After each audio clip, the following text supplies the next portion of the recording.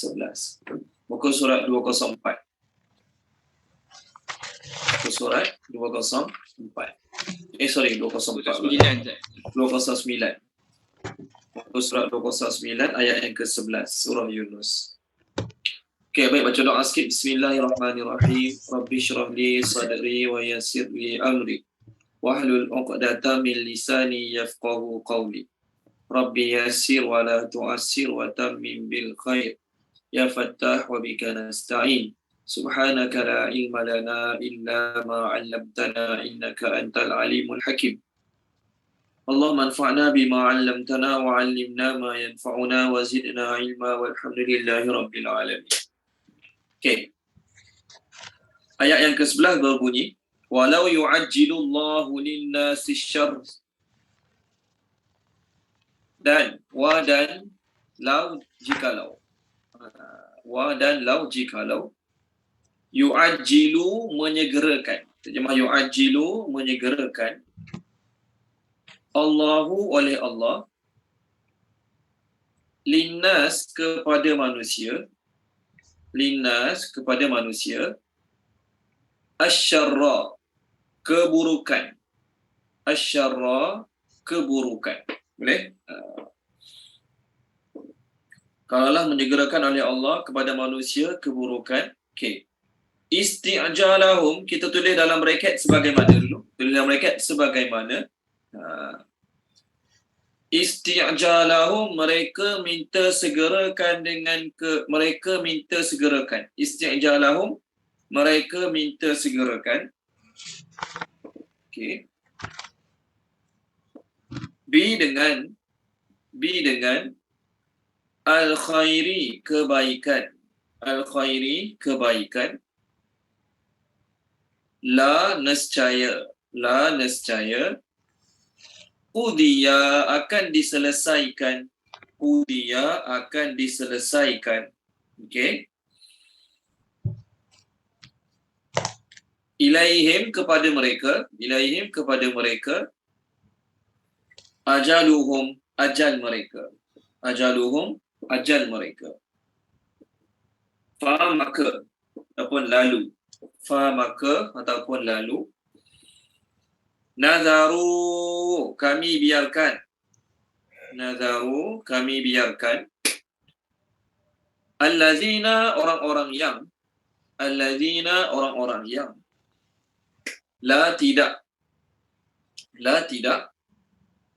Yarjuna mengharapkan. Yarjuna mengharapkan. Liqa'ana pertemuan dengan kami. Liqa'ana terjemah dia pertemuan dengan kami. Okey. Fi dalam. Okey. Tughyanihim kesesatan mereka. Tughyanihim ni melampau batas, maksudnya kesesatan mereka. Takkan nak terjemah kemelampauan mereka, tak kena pula lah. Terjemah tughyanihim kesesatan mereka boleh. Okey. Ya'mahun terumbang ambing ataupun kebingungan boleh. Ya'mahun ni orang yang buta tak tahu arah tuju. Terjemah ya'mahun kebingungan. So kebingungan tu orang tak ada arah tuju, tak tahu nak pergi mana, kiri kanan depan belakang tak tahu. Termasuk ya'mah. Okey, Puan Yusriza terjemahkan boleh? Puan Yusriza ayat pertama kita. Boleh Ustaz. Bismillahirrahmanirrahim. Dan jikalau menyegerakan oleh Allah kepada manusia keburukan, yakni sebagaimana mereka minta segerakan dengan kebaikan, niscaya akan diselesaikan kepada mereka ajal mereka. Maka kami biarkan orang-orang yang tidak mengharapkan pertemuan dengan kami dalam kesesatan mereka kebingungan. Okey, baik, terima kasih Puan Yusriza. Maksudnya kami biarkan orang-orang yang tidak mengharapkan pertemuan dengan kami, biarkan mereka dalam kebingungan bersama kesesatan mereka, bersama mereka punya melampau batas. So kami biarkan mereka dalam kesesatan. Biar je tak. Kami tak nak pimpin mereka, kami tak nak bimbing mereka. Biar mereka hulu kilir tanpa arah tuju. Okey, baik. Apa relate ayat ni? Terima kasih Puan Yusriza. Apa relate ayat ni dengan ayat yang sebelumnya, ayat 10? Puan Asmah telah baca ayat 10 boleh? Ayat 9 dan 10. Minggu lepas punya ayat. Apa relate nak cerita? Apa relate?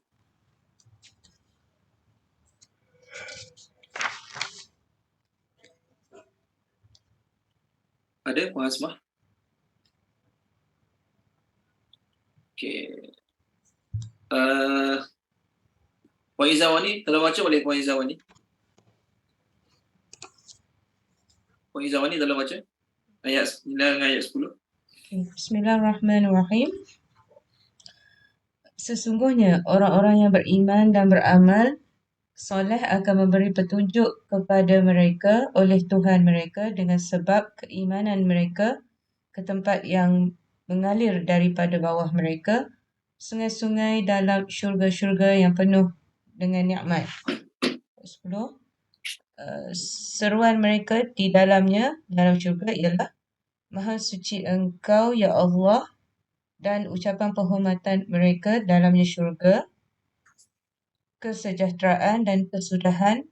Seruan mereka bahawa segala pujian bagi Allah, Tuhan sekalian alam. Okey, baik. Terima kasih Puan Izawani. Ayat minggu lepas Allah nak cerita ahli syurga ni, dalam syurga nanti sifat mereka, apa mereka minta, apa mereka doa, apa mereka seru terus dapat. Tu nak cerita ahli syurga punya keadaan. Dalam syurga ni nak apa-apa, minggu lepas kita dah bincangkan. Dia nak order apa-apa dalam syurga, terus sebut subhanakallahumma, pop terus datang depan mata apa dia nak. Okey, dalam syurga nanti nak order apa-apa, tak perlu cakap, tak perlu tulis list saya nak makan ni, tak perlu. Niatkan hati dah ada apa, tengok kat mulut tak payah sebut saya nak tu, saya nak ni, tak payah. Hanya sebut subhanakallahumma je, pop terus datang apa dia nak. Tu cerita kat syurga. Ayat ni nak beritahu kat dunia Allah tidak memperkenankan permintaan hamba-hamba dia sama sebagaimana Allah perkenankan kat syurga. Kata Allah berkuasa, kata Allah Maha Adil, kenapa ramai orang Allah tak bagi?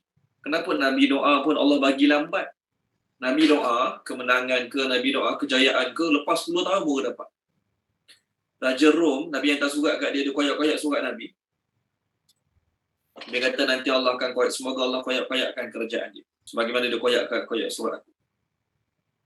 Esok lusa ke berlaku? Tak, lepas puluh-puluh tahun. Lepas bertahun-tahun baru berlaku perkara tersebut. Faham Nabi yang doa. Jadi Allah nak beritahu, Allah boleh tunaikan permintaan hamba-hambanya segera. Tapi Allah kat dunia ni ada permintaan yang Allah Ta'ala tak tunaikan langsung. Ada permintaan yang Allah Ta'ala tunaikan tapi lambat juga. Ada permintaan yang Allah Ta'ala tunaikan kadang-kadang segera. Adapun kat syurga, minggu lepas punya ayat Allah nak beritahu apa saja permintaan ahli syurga akan ditunaikan segera. Okey, itu relate ayat minggu lepas dengan ayat ni lah.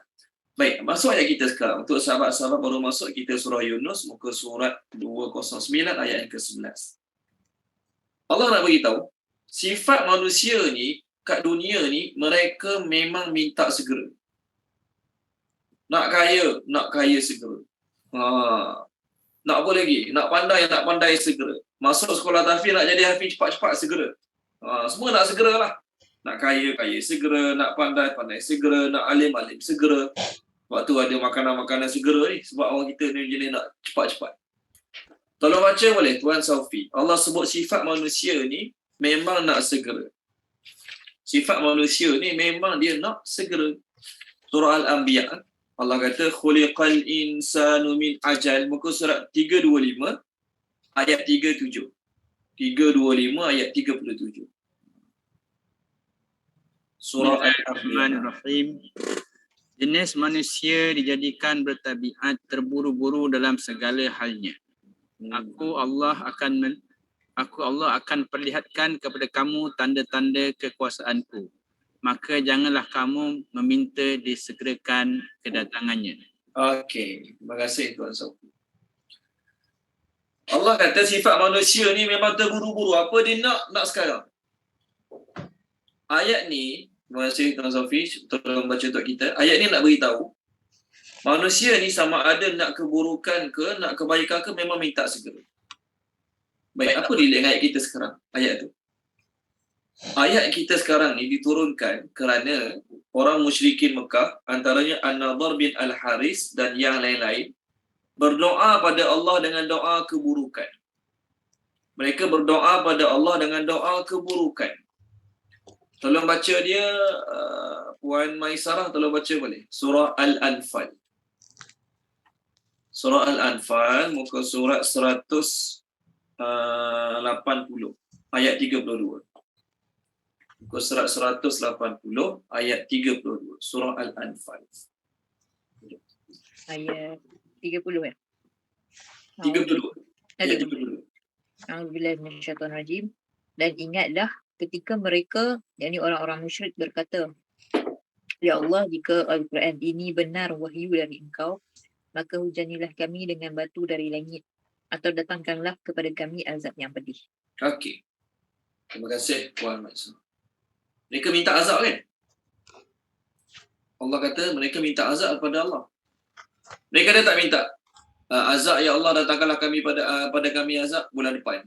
Kalau Quran ni betul daripada engkau, datangkanlah pada kami azab bulan depan. Tahun depan, minggu depan. Tak ada. Mereka minta on the spot masa tu. Punya berani mulut mereka. Mereka kata, ya Allah, kalaulah Quran ni betul daripada engkau, maka hujanilah kami dengan batu pada langit ataupun datangkan azab pada kami. Sekarang. Minta sekarang tu. Punya jahat mulut orang musyrikin. Okay. So, Allah nak beritahu dalam ayat kita sekarang. Kerana rahmat Allah, kerana belas kasihan Allah, kerana kasih sayang Allah, kerana Allah Maha Penyabar, Maha Penyantun, Allah tak tunaikan terus permintaan mereka. Allah tak tunaikan terus permintaan mereka. Sebab Allah Ta'ala tu ada sifat rahmat, beri peluang, beri tangguh, penyabar, belas ihsan pada manusia. Allah ada sifatnya tu. Allah kata dalam ayat kita sekarang, kalaulah Allah segerakan bagi manusia permintaan jahat mereka, nescaya akan diselesaikan bagi mereka ajal mereka.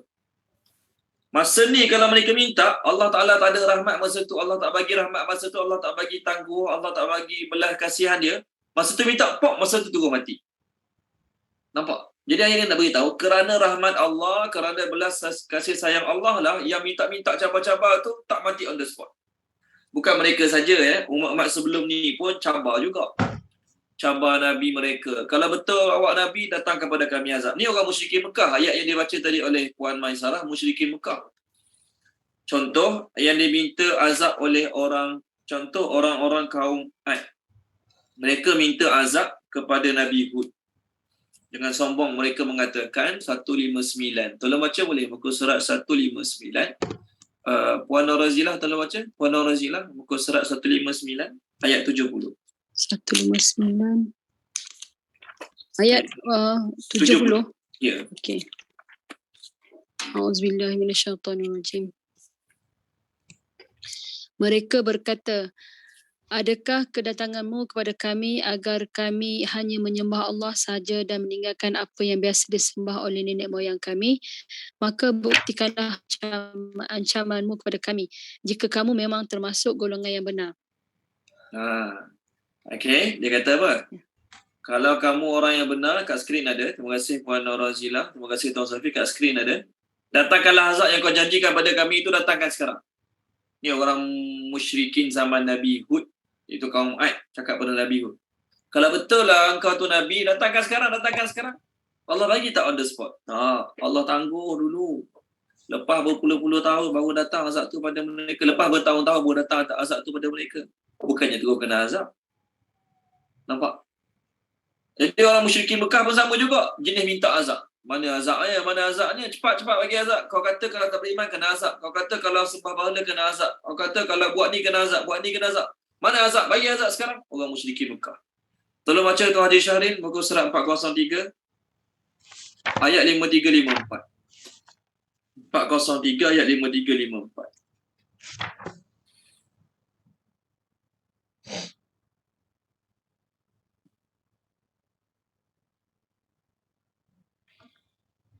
Ada? Tuan Haji Syahrin ada?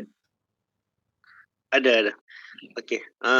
405 ya? 403. 403. Okey. Ayat 53 dan 54. 53 dan 54. Bismillahirrahmanirrahim. Dan mereka meminta kepada agar segera diturunkan azab. Kalau bukan kerana waktunya yang telah ditetapkan, niscaya datang azab kepada mereka. Dan azab itu pasti akan datang kepada mereka dengan tiba-tiba, sedang mereka tidak menyadarinya. Terus.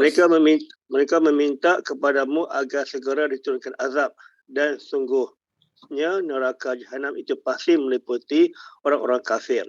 Okey, terima kasih Tuan Haji Syahri. Okay, sama. So orang musyrikin selalu minta cepat. Mana azab, mana azab, mana azab, mana azab. Tu sifat mereka. Jadi Allah kata dalam ayat kita sekarang, kalaulah Allah segerakan kepada mereka apa mereka minta. Setiap kali mereka minta, mana azabnya? Pop, tu Allah Ta'ala bagi azab. Mana azabnya? Pop, tu Allah bagi azab. Allah tak bagi masa satu saat pun. Contoh. Nescaya semua dah mati lah. Yang minta tu semua dah mati. Tak ada lagi yang akan hidup. Tak ada lagi yang boleh bernafas. Semua Allah Ta'ala matikan. Dia Allah kata, kerana rahmat Allah, kerana kasih sayang Allah, walaupun dia doa minta azab, Allah tetap tak bagi masa tu juga. Allah Ta'ala tetap tak bagi masa tu juga. Allah akan bagi azab mengikut takdir yang Allah Ta'ala telah tentukan. Tapi Allah tak akan bagi on the spot masa dia minta. Okey, dalam ayat kita sekarang, Tuan Safi boleh tak tolong share kat skrin? Saya dah hantar tadi kat dalam grup kelas kita hari Rabu ni. Saya hantar hadis yang kedua. Tuan Safi boleh tak share kat skrin hadis yang kedua? Bukan yang pertama, yang kedua. Okey, ayat kita sekarang Allah kata apa? Kalaulah kami segerakan kepada manusia permintaan buruk mereka, sama sebagaimana mereka minta segerakan kebaikan, nescaya akan diselesaikan ajal-ajal mereka. Apa maksud ayat ni? Sifat manusia ni sama ada orang baik, orang beriman macam kita, orang beriman, orang baik, orang yang beriman pada Allah macam kita. Kalau doa nak kebaikan mesti nak cepat kan? Ya Allah, nak tu, ya Allah, nak kaya esok. Nak jadi pandai esok, ya Allah. Ya Allah, nak sihat, sakit Allah bagi sakit, nak sihat esok. Jadi orang kita ni, tak kisahlah, orang Islam yang beramal ke, tak beramal ke, yang soleh ke, tak soleh ke, bila doa nak kebaikan, dia mesti nak cepat. Bila doa nak kebaikan, dia mesti nak cepat. Tadi Tuan Safi dah baca untuk kita, Allah kata diciptakan manusia itu bersifat terburu-buru. Sifat terburu-buru, nak cepat lah. Doa nak cepat. Semua benda nak cepat. Boleh Tuan Safi? WhatsApp tengah loading sekejap. Oh ya ke? Okey, baik, tak apa. Allah kata, manusia ni memang diciptakan semua nak cepat. Baik dia orang Islam, baik dia orang kafir. Semua nak cepat. Tadi, kita refer ayat-ayat orang kafir nak cepat. Mana azabnya bagi sekarang? Mana musibah kau janjinya kalau tak beriman dengan kau? Bagi sekarang. Tu orang kafir punya perangai nak cepat. Orang Islam pun nak cepat juga. Doa nak sembuh esok selalu. Doa nak sihat esok selalu. Doa nak anak pandai. Hari ni anak masuk sekolah, anak boleh esok pandai selalu. Contohlah. Allah bagi masalah, Allah bagi musibah. Kalau boleh esok nak selesai selalu. Okey? Jadi salah ke kalau kita nak doa macam tu? Tak salah pun. Kita sebut perkataan segera, tak salah pun dalam doa kita. Ya Allah, segerakanlah selesai masalah kami, ya Allah. Ya Allah, kami sakit, ya Allah, segerakanlah sembuh kami. Salah ke dalam doa sebut perkataan segera? Tak salah. Yang salah ni tahu apa? Hadis, dalam sebuah hadis Nabi bersabda, Allah Ta'ala akan terima doa seseorang kamu selama mana dia tidak isti'jal. Dia sahabat tanya apa makna isti'jal? Kat skrin ada. Kat skrin ada, dekat ayat kita sekarang ada perkataan isti'jal. Maka Nabi kata, isti'jal tu ialah dia doa, dia kata apa? Allah tak terima doa aku. Jadi kata nak terimalah doa tersebut. Okey? Tu kat skrin ada perkataan isti'jal. Tuan Safi, tak boleh lagi kalau tak sempat, Tuan Safi buat saya jadi host kejap boleh? Nanti recording terputus Ustaz. Oh ya ke kalau saya jadi host? Okey, baik, tak apa. Kalau macam tu tak apalah. Okey. Jadi nak ceritanya, bukan sekadar orang kafir yang doa nak cepat keburukan. Orang Islam pun sama juga. Kalau doa pada Allah nak kebaikan tu nak cepat selalu. Doa ini esok nak tu dapat. Hari ni start berniaga, esok nak kaya terus, contohlah. Hari ni berubat, Allah bagi dia sakit. Hari ni berubat, esok nak baik terus, contoh. Itu sifat manusia. Okey. Hadis tu diriwayatkan oleh Imam Ibnu Majah daripada Anas bin Malik, Malik bin Anas daripada Abdul Rahman bin Auf, Abu Hurairah, ramai riwayat hadis ni bahawasanya Rasulullah SAW bersabda, yustajabu li ahadikum ma lam ya'jal. Allah Ta'ala akan sentiasa terima doa kamu selama mana dia tidak ya'jal, minta segera. Qila wa kaifa ya'jal ya Rasulullah, apa makna dia ya'jal, nak segera-segera tu? Maka Nabi kata, yaqulu qad da'autullaha falam yastajibillahu li. Aku dah doa dah. I supplicated to Allah but Allah did not answer me. Dia pun berhenti berdoa. Maka Allah tak terima doa dia. Dia nak cerita je, kalau bila kita berdoa, kita kena yakin Allah terima doa kita. Cuma bila Allah nak terima, bila Allah nak perkenankan, bila Allah nak tunaikan, tu terpulang pada Allah. Kita jangan kata, aku dah doa 10 kali, tak kaya-kaya pun.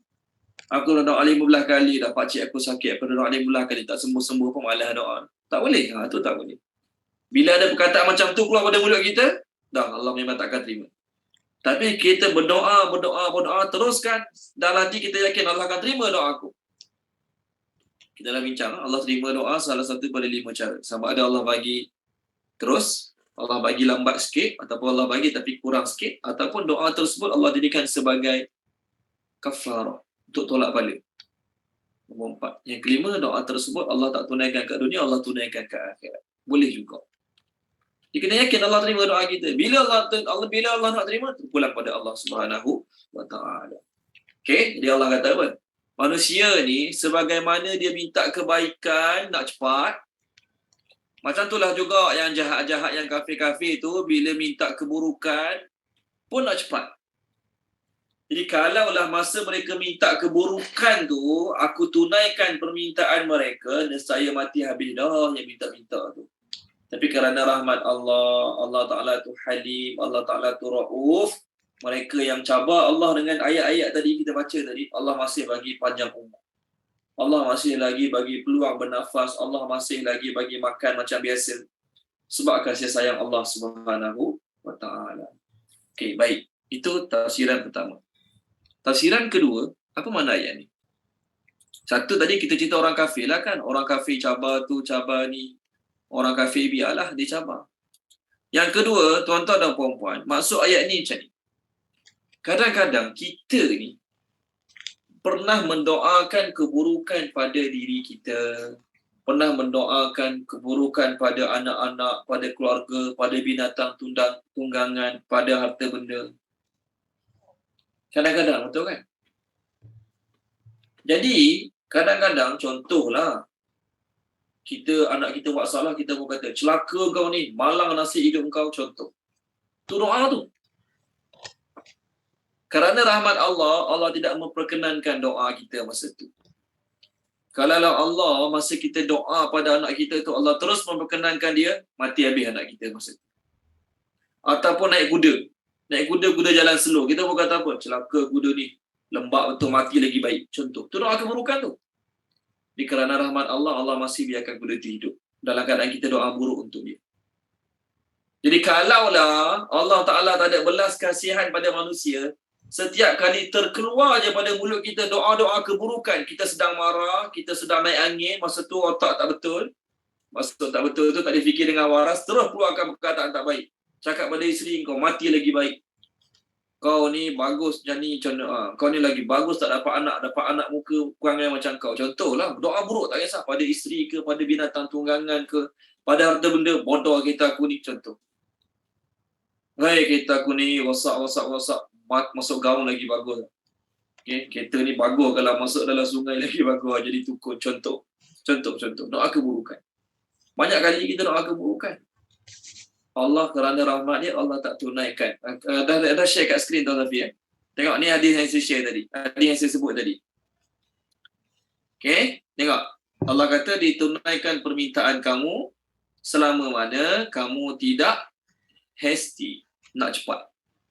Jadi sahabat tanya, apa maksud hasty tu ya Rasulullah? Maka Nabi kata, bila seorang tu dia kata, aku dah doa dah, Allah tak bagi, jadi tak nak doa dah. Allah tak bagi, dia kata, jadi Allah tu tak terima lah doa dia. Okay, terima kasih Tuan Safi. Ni semua kita lah ni.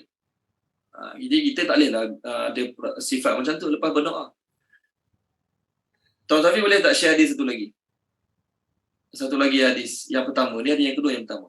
Sebab tu dalam hadis, orang tua-tua dulu kalau marah anak dia kata apa? Bertuah budak ni. Dia sebenarnya nak marah tu, nak keluar perkataan tak baik lah. Bila nak marah tu, nak keluar perkataan celaka ke, nasib malang ke pada budak tu, bila dia marah anak dia, cucu dia.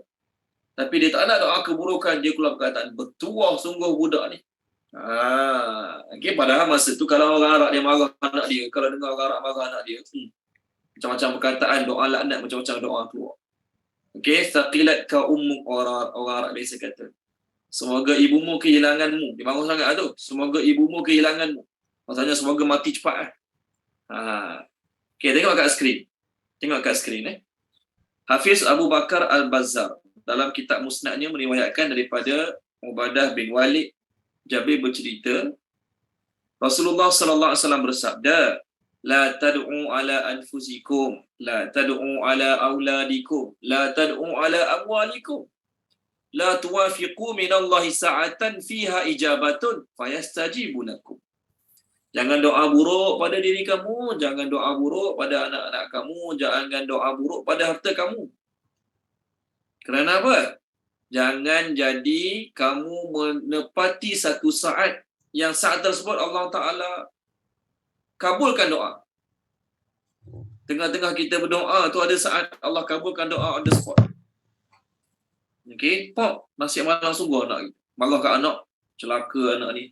Mati lagi bagus. Contoh nak marah sangat kat anak tu. Anak pun keluar rumah, start motor, pop, lagi masjid. Pop, kena langgar lagi mati. Contoh. Sebab tu, jangan doa keburukan. Dengan marah macam mana pun, orang dulu-dulu bagus. Bertuah budak ni. Lepas ni doa kita doa bagus lagi. Ahli syurga budak ni. Marah sangat. Ahli syurga betul budak ni. Marah sangat. Kita marah doa macam tu. Sebab takut-takut masa kita doa buruk tu, masa tu ada saat ijabah. Saat Allah kabulkan terus. Kalau masa tu kena pada saat Allah kabulkan terus, bayangkan. Hari ni marah kat anak, mati lagi bagus. Pop, mati sungguh anak tu. Esok tak menangis. Esok tak keluar rumah 3-4 minggu. Bersedih. Anak mati satu, sedih anak mati. Yang kedua, sedih anak mati sebab akulah doa kat dia. Jadi sebab tu, jangan cela marah doa keburukan untuk keluarga, untuk binatang ternak kita. Ataupun, kalau zaman dulu orang naik kuda, naik unta, dia cakap lah, lembak unta ni. Celaka unta ni, mati lagi baik. Lembak kuda ni, slow sangat, mati lagi baik. Zaman sekarang kita kat kereta kan, serabut kereta ni, bodoh sungguh kereta ni, tak guna kereta ni, tu semua doa-doa tak baik untuk harta benda tu. Tu yang lepas 3-4 bulan kereta buat hal lah, campurlah gaung, gaung sibuk. Jangan doa keburukan pada diri kita ke pada orang lain lagi lah, tak boleh. Bukan maksud tak boleh doa untuk diri kita, doa untuk orang lain boleh, tak boleh. Tak juga, bukan macam tu. Jadi kita pernah tak kadang-kadang keluar, pernah tak doa orang-orang yang kita dengar sekeliling kita, dia marah sangat pada anak dia, dia kata mati lagi baik, celaka hidup kau. Dia marah sangat pada anak dia. Pernah kan? Benda ni berlaku kadang-kadang di kalangan family kita, di kalangan orang terdekat kita. Kita pernah dengar dia marah dengan perkataan celaka budak ni. Dia marah sangat pada anak dia, dia sebut celaka budak ni, mati lagi baik. Kerana rahmat Allah, kerana kasih sayang Allah, Allah Ta'ala tidak memperkenankan on the spot doa tersebut. Betul kan? Jadi orang yang dah tengah marah, orang yang marah tadi doa macam tu, dia sempat, ya Allah, ampun dosa aku ya Allah, aku doa buruk untuk anak aku ya Allah. Ya Allah, berilah kebaikan pada dia ya Allah. Ya Allah, selamatkan daripada musibah. Jadi oleh kerana dia berdoa, semalam tengah marah, malam tadi tengah marah, dia sebut anak dia celaka, anak aku ni mati lagi baik. Masa itulah tengah marah. So wujudlah Allah tak perkenankan doa dia masa tu, jadi anak dia masih hidup sampai hari ni. Jadi hari ni dia menyesal, dia doa balik. Ya Allah, aku minta maaf semalam ya Allah. Ampun dosa aku semalam, doa tak baik untuk anak aku ya Allah. Ya Allah, selamatkanlah dia ya Allah. Jauhilah dia daripada keadaan tak baik. Boleh doa balik. Kerana Allah tidak memperkenankan doa yang semalam tu, Allah tidak memperkenankan on the spot. Di hari ni anak kita masih hidup, kita masih ada peluang, ada ruang untuk doakan kebaikan juga pula pada dia. Tapi bayangkan, mak ayah dia tengah marah pada anak, dia kata celaka anak ni, mati lagi baik, pok terus mati dua anak. Esok menyesal, menangis. Padahal dia juga yang doa semalam. Padahal dia juga yang beri doa matilah, apalah. Padahal mulalah menyesal. Tapi oleh kerana rahmat Allah, walaupun awak pernah doa buruk untuk anak awak pernah doa buruk untuk binatang tunggangan awak, tapi kerana rahmat Allah, Allah Ta'ala tidak memperkenankannya, awak masih ada peluang untuk taubat, untuk doa balik kebaikan tu. Zaman Nabi dengan sahabat, ada sahabat naik unta dalam zaman Nabi SAW, sahabat tu cela untuk dia, laknat unta dia. Maka Nabi kata apa kat sahabat tu? Jauhkan unta tu pada kami. Kami tak nak ada binatang yang kena laknat duduk bersama-sama kami. Jadi Nabi tak bagi doa keburukan untuk harta benda kita. Bodoh kita ni, lembab kita ni, jangan doa macam ni. Buruk sungguh kita ni, jangan. Tak baik kita doa keburukan untuk harta benda kita, tak baik. Okey, baik. Kita masuk ayat kita sekarang. Terima kasih Tuan Sofi. Boleh balik semula pada ayat kita. Jadi Allah kata, kami biarkan orang yang kafir yang minta mana azabnya, cepat sikit bagi azab tu. Allah kata, kerana rahmat kami tidak memperkenankan doa mereka on the spot. Itu satu. Dan kami biarkan orang-orang yang tidak mengharapkan pertemuan dengan kami terumbang-ambing dalam kesesatan mereka. Kami biar je lah. Dia. Maksudnya apa dia? Di sisi Allah tahu dah memang dia akan kena azab. Dia minta azab, Allah tak bagi on the spot. Dia minta azab, Allah tak bagi on the spot. Dan Allah biarkan dia dalam kesesatan dia. Biarlah dia makin sesat, biarlah dia makin teruk, biar. Sebab Allah tahu dah kat akhirat nanti dia akan kena azab teruk daripada Allah Subhanahu wa taala. Okey, masuk ayat baru. Ayat yang ke-12. Dan iza apabila masa menimpa al-insan kepada manusia ad-durru oleh kesusahan da'ana dia berdoa kepada kami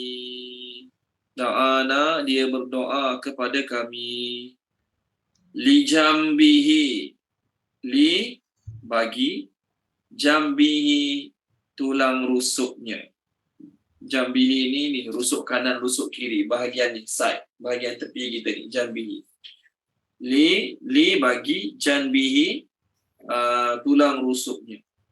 Dalam bracket tulis sambil berbaring.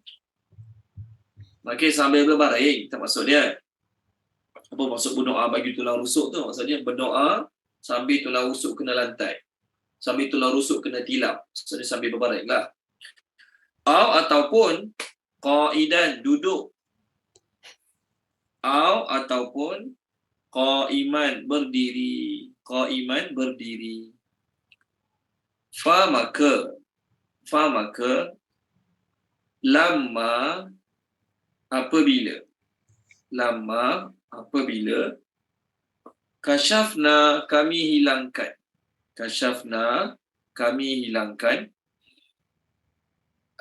anhu daripadanya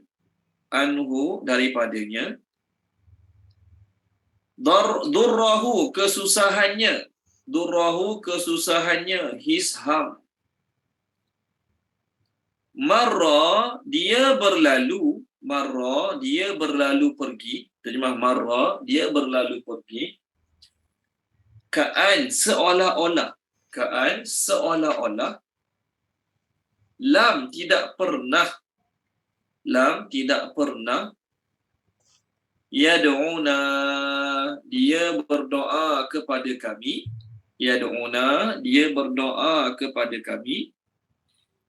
ila terhadap durrin kesusahan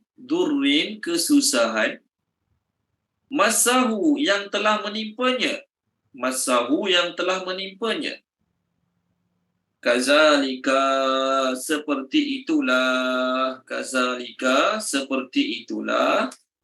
zuyina dihiasi okey, li bagi al-musrifin orang-orang yang melampau batas apa yang kanu mereka selalu ya'malun Ya'malun, kerjakan, lakukan. Ya'malun, kerjakan boleh, lakukan pun boleh. Okey. Puan Zanaria, terjemahkan ayat 12 kita.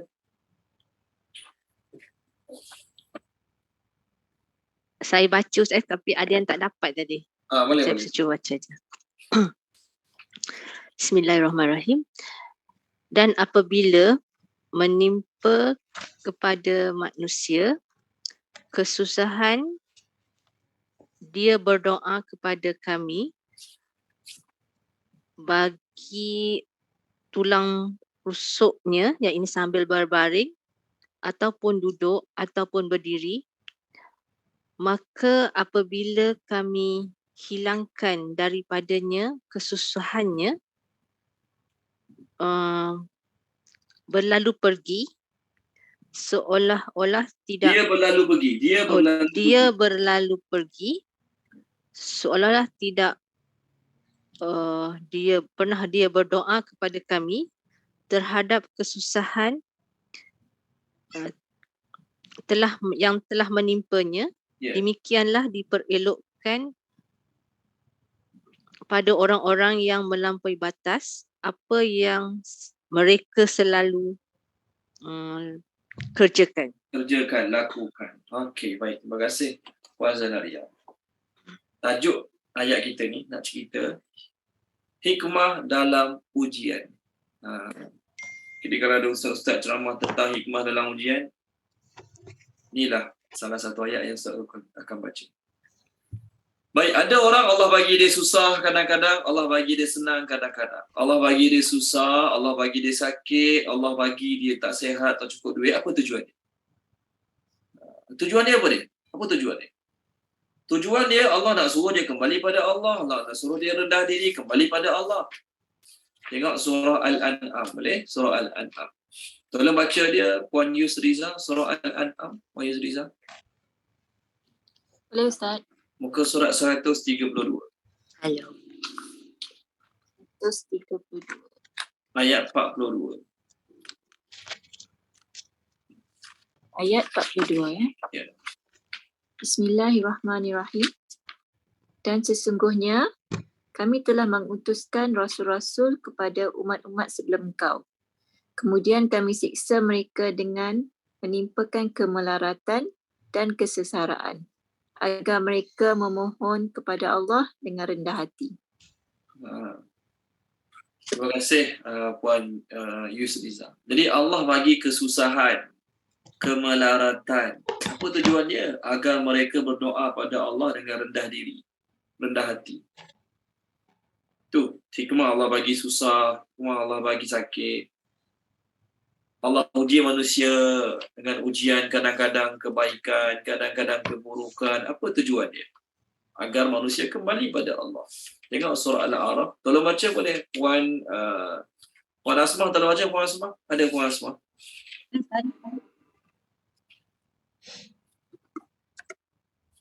Okey, muka surat 172 ayat 168. 172 ayat 168.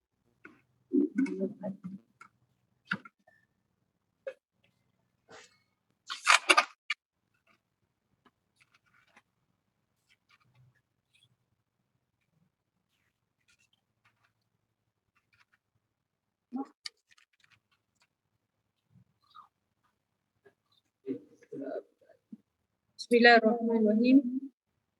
Dan kami pecahkan mereka di dunia ini menjadi beberapa golongan, di antaranya ada orang-orang yang soleh dan ada orang yang tidak demikian. Dan kami uji mereka dengan nikmat yang baik-baik dan bencana yang buruk-buruk agar mereka kembali kepada kebenaran. Okey, terima kasih Puan Asma. Jadi apa hikmah Allah bagi ujian, Allah bagi susah? Hikmahnya adalah supaya manusia kembali pada Allah. Supaya manusia ingat Allah. Supaya manusia ada lebih masa untuk angkat tangan doa pada Allah. Kalau Allah bagi senang sihat, lepas doa, lepas sembahyang, Assalamualaikum warahmatullahi wabarakatuh, hilang. Tak ada masa nak doa, ya Allah, bantulah, permudahkanlah. Tak ada. Kalau Allah Ta'ala bagi sehat semua, duit cukup semua, memang susah kat tangan doa pada Allah. Saya kata nak tahajud semalam solat fardu pun tangguh-tangguh sampai terlewat kadang-kadang. Dah semua tak ada masalah.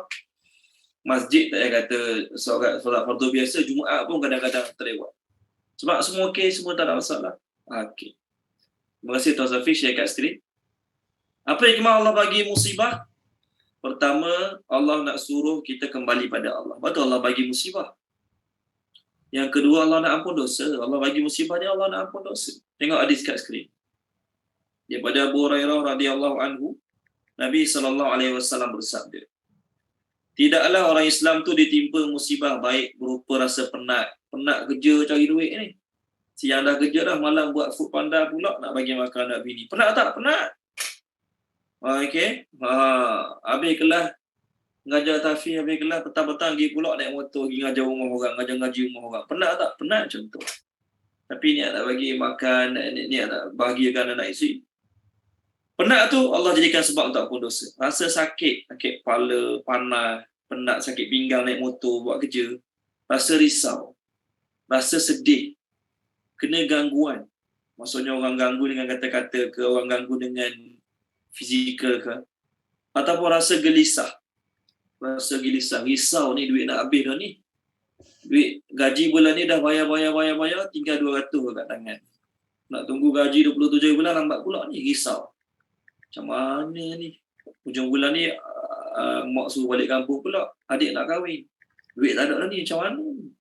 Rasa risau tu pun Allah Ta'ala akan jadikan sebab ampun dosa. Rasa sedih, gangguan, rasa gelisah, hatta duri yang melukainya pun Allah Ta'ala timpakan tu tidak lain tidak bukan melainkan Allah Ta'ala akan ampunkan dosa-dosa dia. Jadi musibah Allah bagi, Allah nak ampun dosa. Ni kemahannya, Allah bagi musibah, Allah nak ampun dosa. Allah bagi susah, Allah bagi sakit, Allah bagi tak cukup duit, Allah bagi risau, macam-macam masalah Allah bagi.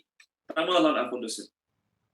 Yang kedua, Allah buat tergantuk untuk kita terengadah. Sebelum ni lalai, Allah bagi musibah sikit, masa tu boleh rajin kat tangan dia Allah.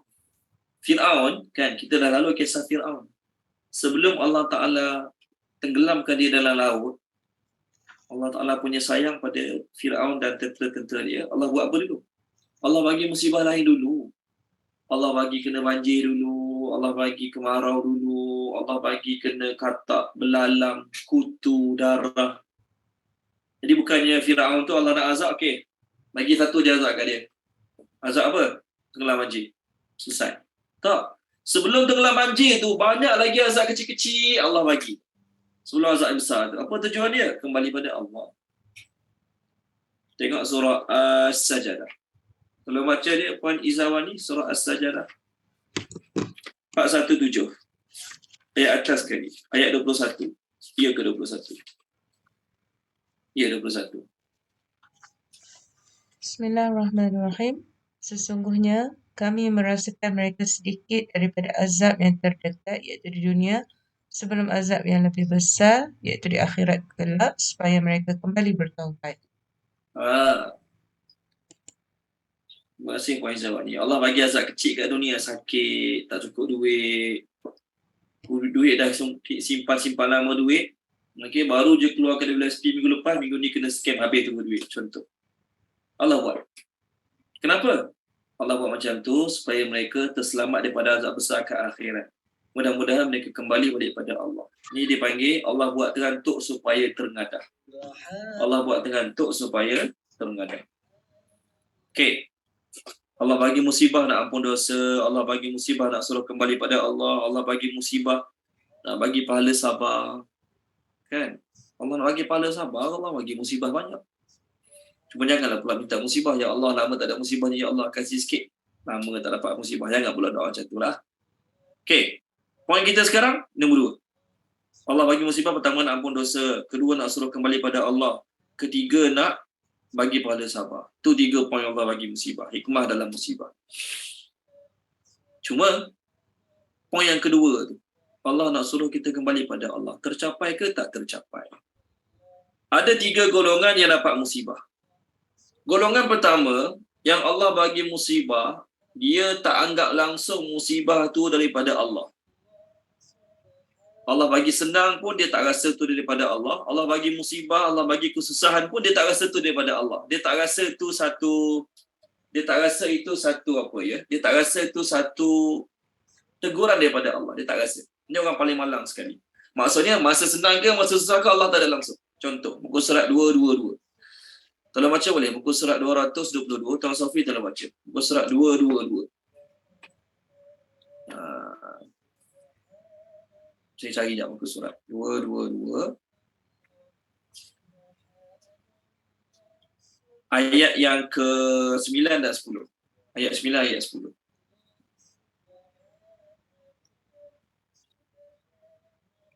Bismillahirrahmanirrahim. Dan demi sesungguhnya jika kami rasakan manusia sesuatu pemberian rahmat dari kami, kemudian kami tarik balik pemberian itu daripadanya, mendapati dia amat berputus asa, lagi amat tidak bersyukur.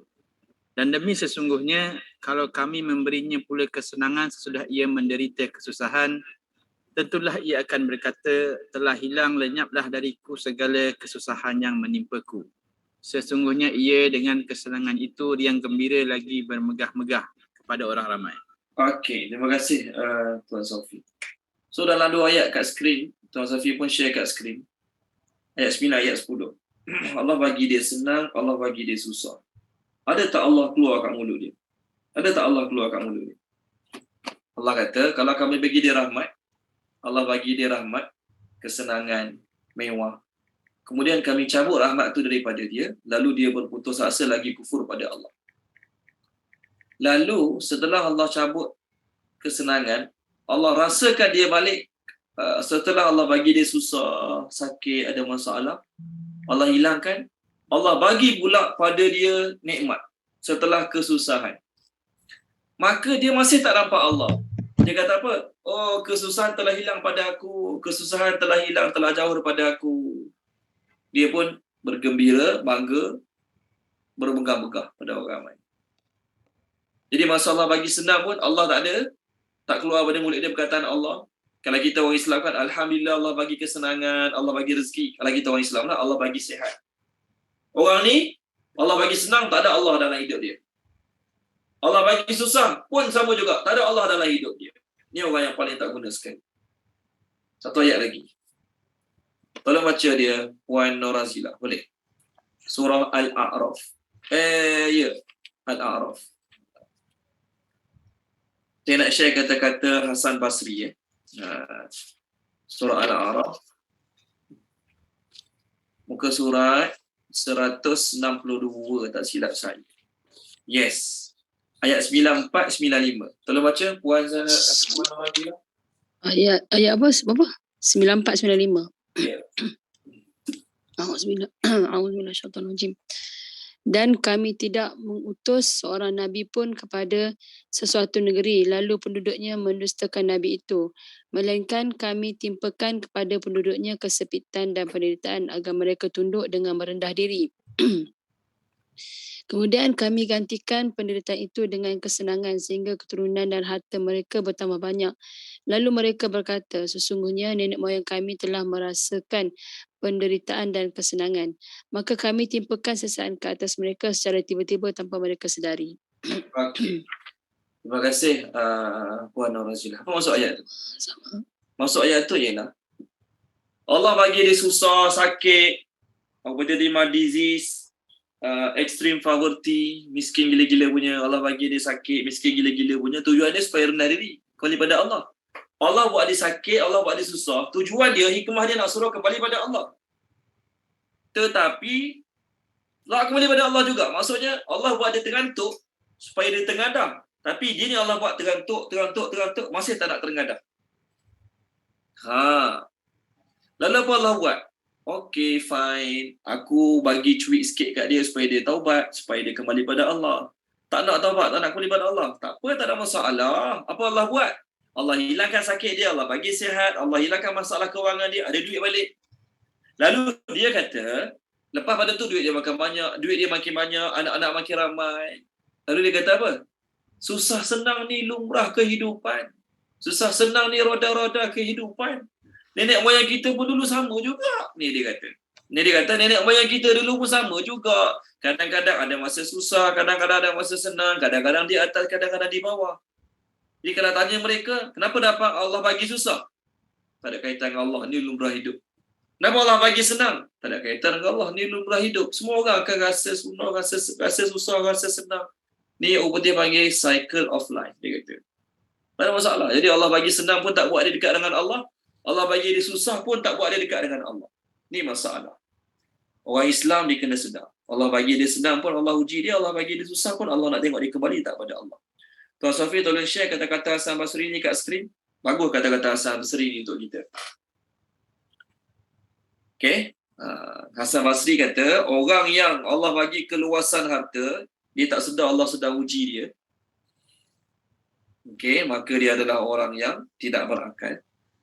Barang siapa Allah Ta'ala uji dia dengan kesakitan, kesempitan, dia tak sedar Allah nak tengok apa amal dia. Tengok ni. Terima kasih Tuan Safi.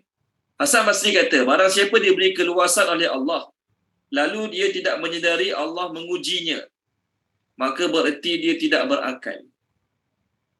Allah bagi dia harta, Allah bagi dia kaya, dia tak sedar Allah sedang uji dia. Maka dia orang tak ada akal.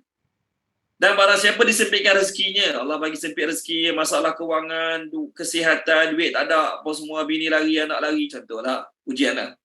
Dan dia tidak melihat bahawa Allah memerhatikannya. Allah nak tengok aku buat dia sakit tu, apa reaksi dia, apa action dia lepas pada tu. Aku buat dia tak cukup duit itu, apa dia punya reaksi lepas tak cukup duit itu. Maka dia juga tidak berakal. Tak ada otak. Jadi orang yang dia rasa susah senang ni normal lah. Susah senang ni biasa lah, dia kata. Orang kafir pun kena, orang Islam pun kena. Tok nenek moyang kita dulu pun ada masa susah, ada masa senang. Ada hari gembira, ada hari sedih. Biasalah. Dia orang tak cerdik. Orang cerdik Allah bagi senang, Allah nak uji dia. Allah bagi susah pun Allah nak tengok. Orang cerdik Allah bagi dia susah, Allah nak tengok apa reaksi dia lepas Allah bagi susah. Sebab tu kita jangan fikir orang yang tak ada duit je sedang diuji. Orang yang tak cukup makan je sedang diuji. Orang sakit dia sedang diuji. Aku sihat tak ada masalah. Kesihatan doktor kata semua okey. Darah tinggi, kecil manis, kolesterol semua tak ada. Okey. Mak kewangan pun aku boleh hidup. Boleh balik kampung setiap bulan. Boleh bawa anak bercuti setiap tahun. Okey lah, kewangan aku tak ada masalah. Jadi dia tak sedar Allah sedang uji dia. Dia pun tak cerdik juga. Sedangkan Allah kata pada dalam surah Al-Anbiya ayat 135. Terima kasih Tuan Safi. Ayat ini pengajaran untuk kita. Ayat ini pengajaran untuk kita lah. Jangan baca untuk orang lain, untuk kita. Setiap masa kita diuji. Allah bagi kita senang, Allah nak tengok apa kita buat dengan kesenangan kita. Allah bagi kita duit lebih, Allah nak tengok apa kita buat dengan duit lebih kita. Ke arah kebaikan ke arah maksiat. Allah bagi sihat, apa Allah nak tengok. Ke mana kita guna tubuh badan kita yang Allah bagi sihat. Okey, tolong baca dia Tuan Haji Syahril. Boleh Tuan Haji Syahril? Tolong baca. Boleh. Surah apa sih sebut ni? Al-Anbiya. Ayat 35. Al-Anbiya ke Mukminun? Yes. Page 324. Ayat 35. 324 ayat 35. Bismillah. 35 ya, Ustaz? Ya. Bismillahirrahmanirrahim. Setiap yang bernyawa akan merasakan mati. Kami akan menguji kamu dengan keburukan dan kebaikan sebagai cubaan. Dan kamu akan dikembalikan hanya kepada kami. Okey. Terima kasih Tuan Haji Syahril. Dia Allah sebut ni, Allah bagi kesenangan pun ujian, Allah nak tengok. Allah bagi kesusahan pun ujian, Allah nak tengok apa reaksi kita masa Allah bagi senang, Allah bagi sihat, duit banyak, kesihatan okey, Allah nak tengok. Ke mana kita gunakan wang ringgit tersebut, ke mana kita gunakan tubuh badan tersebut, Allah nak tengok. Allah bagi susah tadi, tujuannya Allah nak suruh kita kembali pada Allah, Allah nak tengok dia kembali tak pada Allah. Jadi golongan yang pertama tadi, Allah tak ada langsung dalam hidup dia. Allah tak ada langsung. Jadi bila Allah tak ada langsung, Allah bagi senang pun dia tak dekat dengan Allah, Allah bagi susah pun tak dekat dengan Allah. Okey, fine, tak apa. Allah datangkan balik kesenangan bagi dia, Allah datangkan balik kesihatan bagi dia. Maksudnya dia ni aku bagi musibah tak guna. Tak ada faedah langsung. Baik. Golongan yang kedua. Golongan yang kedua ni dia bagus. Sikit. Tak bagusnya banyak lah. Apa yang bagus dia? Dia tahu kesenangan daripada Allah, kesusahan daripada Allah. Tapi dia silap faham, dia salah faham. Apa makna silap faham, salah faham? Dia faham bila Allah bagi senang tu tanda Allah muliakan. Bila Allah bagi susah tu tanda dia Allah Ta'ala hina. Sedangkan kita dah beritahu tadi, Allah bagi senang pun ujian, Allah bagi susah pun ujian. Dia orang ni kumpulan kedua ni salah faham. Kumpulan pertama tadi yang paling teruk sekali, Allah tak ada langsung. Masa senang pun Allah tak ada, masa susah pun Allah tak ada. Kumpulan kedua ni cerdik sikit tapi tak cerdik banyak. Apa dia? Allah bagi kesenangan, dia kata Allah muliakan saya. Allah bagi kesusahan, dia kata Allah hina saya. Tolong baca dia boleh? Puan Maisarah. Surah Al-Fajr. Ayat 15, ayat 16. Muka surat berapa Ustaz? Oh sorry, maafkan saya. 593. 593.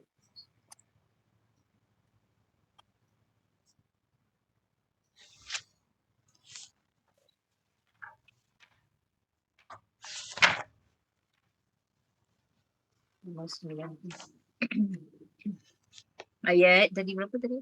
15 dan 16. Okey. Maka adapun manusia apabila Tuhan mengujinya lalu memuliakannya dan memberinya kesenangan, maka dia berkata Tuhanku telah memuliakanku. Namun apabila Tuhan mengujinya lalu membatasi rezekinya, maka dia berkata Tuhanku telah menghinaku. Okey. Terima kasih Puan Maisarah. Saya akan share satu hari kat skrin. Orang ni salah faham. Ni golongan kedua, salah faham. Allah bagi dia kaya, dia kata Allah muliakan saya. Allah bagi kaya, Allah muliakan saya. Allah bagi susah, Allah hina saya. Walaupun ada Allah kan. Golongan pertama tadi tak ada Allah langsung. Golongan kedua ni ada Allah, tapi salah faham. Dia kata, Tuan Safi tolong share di kat skrin. Tuan Safi, sorry saya baru hantar kat skrin. Golongan pertama, Allah tak ada langsung. Masa senang pun tak ada Allah, masa susah pun tak ada Allah. Golongan kedua bagus sikit sebab ada Allah. Sebab ada Allah. Jadi bila Allah bagi dia kaya, dia kata Allah muliakan. Allah bagi dia susah, Allah hina. Betul ke tak betul? Tak betul. Sebab tadi kita dah bincang, Allah bagi kaya, Allah nak uji. Bukan tanda Allah sayang. Allah bagi susah sakit pun Allah nak uji juga. Jadi mereka ni ada Allah. Kalau tengok ayat yang dibaca tadi oleh Puan Maisarah, dua-dua bermula dengan apabila Allah mengujinya. Okey, nanti kita akan baca balik ayat tadi yang dibaca oleh Puan Maisarah tadi. Tengok kat skrin. Orang salah faham.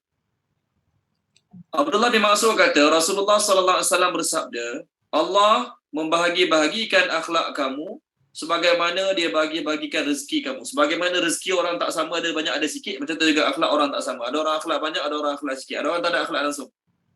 Bukan semua orang akhlak sama baik. Kalau semua orang akhlak semua sama baik, kita tak diujilah dengan mulut orang, tulisan orang, kata-kata orang. Okey, kemudian ni point saya. Wa innallaha yu'til mal man ahabba wa man la yuhibbu wa la yu'til iman illa man yuhibbu. Ni je point saya. Kalau Tuan Safi boleh dapat highlightkan lagi bagus. Sesungguhnya Allah memberi harta kepada siapa yang dia cintai dan siapa yang dia tidak cintai. Nampak? Orang kafir dapat harta banyak, orang Islam tak semuanya dapat harta banyak. Kerana apa? Harta banyak bukan tak ada Allah sayang lebih. Oh, gaji saya lagi tinggi pada dia sebab Allah sayang lebih saya bandingkan dia. Tu salah faham. Nampak kat skrin hadis ni? Boleh ke hijaukan Tuan Safi? Highlightkan ke? Kalau boleh lah Tuan Safi. Kalau tak boleh tak apa. Sesungguhnya baris dalam atas sikit. Sesungguhnya Allah, betul tak tu? Warna merah tu. Sesungguhnya Allah memberi harta kepada siapa yang dia cintai dan siapa yang tidak dia cintai. Tu point kita ni kena letak kat sini. Kalau tidak kita dia macam golongan surah Al-Fajr tadilah. Allah bagi dia lebih dalam adik-beradik dia. Dia kata dalam adik-beradik aku gaji aku besar sekali. Dalam adik-beradik aku seorang bagi duit banyak kat mak bulan-bulan. Orang lain bagi RM30, RM40. Aku bulan-bulan kat mak. Mak 1,000, ayah 1,000 bulan-bulan. Contohlah. Sebab apa aku kaya sekali? Sebab apa aku kaya sekali? Allah sayang aku banyak sekali. Ini salah faham. Allah bagi harta pada siapa yang dia sayang dan dia tak sayang. Dia bagi juga. Betul, orang kafir banyak. Jangan orang kafir dapat banyak. Jangan pelik. Tetapi Allah hanya bagi iman kepada siapa yang dia sayang. Allah bagi iman untuk solat tahajud, solat duha, solat witir, belajar mengaji, baca Quran hari-hari. Dengan sebab iman Allah bagi dia lebih lah dia dapat sembahyang awal waktu. Dengan sebab iman Allah bagi dia lebih lah dia dapat mengaji lebih. Dengan iman Allah bagi dia lebih banyak lah dia dapat solat tahajud istiqamah. Bukan bulan Ramadan malam ganjil saja. Jadi orang yang Allah bagi iman lebih kat dia, tu tanda Allah sayang dia. Orang yang salah faham ataupun tak faham, dia anggap, ni ayat kita sekarang surah Al-Fajr. Bila Allah bagi lebih, Allah muliakan saya. Alah adik-adik saya kaya sekali sebab Allah sayang saya lebih. Bila Allah sempitkan rezeki dia, bisnes lingkup, perniagaan tak jadi, kena buang kerja, contohlah. Gaji, kena turun pangkat, gaji dikurangkan, contoh. Jadi dia kata, Allah nak hina saya lah, Allah nak hina saya. Salah. 100% salah. Kemuliaan bukan dengan sebab banyak harta, kehinaan bukan dengan sebab Allah sempitkan harta. Tak ada kaitan langsung. Kalau dah tu dia punya kaya ukur dia, Allah akan buat Nabi-Nabi semua kaya. Sahabat-sahabat semua kaya. Allah sayang Nabi-Nabi, Allah sayang sahabat-sahabat. Kenapa Allah bagi miskin? Sebab kaya miskin bukan kaya ukur untuk tentukan Allah sayang tak sayang. Tapi iman, siapa dapat amal lebih, siapa dapat tinggalkan maksiat lagi banyak, tu tanda Allah sayang dia lebih. Okay, terima kasih Tuan Sofi. Share kat skrin. Tuan Sofi boleh tak balik semula ayat tadi surah Al-Fajr? Boleh tak Tuan Sofi? Kat skrin ada. Ayat ni dia baca tadi oleh Puan Maisarah kat skrin. Kedua-dua ayat 15 dengan 16 ni ada perkataan uji, betul tak? Tuan Sofi boleh tak merahkan uji? Okey. Warna 15 ada diuji, 16 pun ada diuji. Nampak? Tu ayat 15 diuji, 16 pun diuji. Okey, saya baca balik terjemah dia. Manusia tu tidak menghiraukan balasan akhirat. Maka kebanyakan manusia apabila diuji dengan dimuliakan dan dimewahkan hidupnya, tu je saya nak beritahu. Allah muliakan kita, Allah mewahkan hidup kita, Allah bagi kesihatan pada kita. Kita pun rasa Allah muliakan. Allah kita ni masyhur, dipuji orang ramai, kita rasa Allah muliakan. Bukan, tu ujian sebenarnya. Kemasyhuran, nama dinaikkan, tu ujian sebenarnya. Yang kedua, bawah dia pula. Apabila Allah ujinya dengan kesempitan harta, dia kata Allah hina dia. Jadi nak cerita je tuan-tuan, orang dalam ini salah faham tentang ujian dan juga kemewahan. Orang ayat ni dia kata bila masa Allah bagi senang, Allah sayang dia, Allah bagi susah, Allah hina dia. Salah. Yang penting kita kena faham, Allah bagi senang pun ujian, Allah bagi susah pun ujian. Sebab tu kedua-dua ayat ada perkataan ujian. Orang yang kat sini, walaupun ada Allah dalam kedua-dua situasi, ada Allah ni dalam kedua-dua situasi. Tetapi dia salah faham. Contoh orang-orang kafir yang Allah bagi dia rezeki banyak, dia kata apa? Allah bagi dia rezeki banyak sebab Allah segerakan kebaikan untuk dia. Orang kafir yang tak faham bahasa ni lah. Tolong baca dia Puan Zanaria boleh. Surah apa ya tadi? Al-Mu'minun. Yes, surah Al-Mu'minun. Ni orang kafir yang tak faham. Kita orang Islam janganlah ada sifat macam tu juga. Page 345 ayat 55-56. 345 345 ayat 55 dan 56.